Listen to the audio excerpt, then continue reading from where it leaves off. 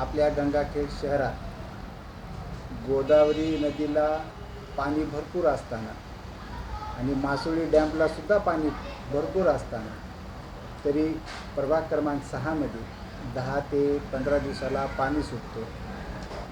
तर ह्याचं नेमकं कारण मुख्याधिकारी साहेबांनी स्वतः जातीनं जर लक्ष जर दिलं तर मिटू शकतो. तरी आपल्या प्रभाग क्रमांक 6चे डॉक्टर अनंत पुरी सर आहेत आपल्यासोबत, तर त्याविषयी बोला. गंगाखेड शहरामध्ये दर 10 ते 15 दिवसाला पाणी सुटत आहे. ओके, ते पण पाणी 1 ते 1.5 तास सोडतात आणि या पाण्याचा रेग्युलर पुरवठा नाही आहे. साहजिकच आहे, आपण गंगाखेड म्हणजे गंगेच्या काठी बसलेलं शहर आहे आपलं.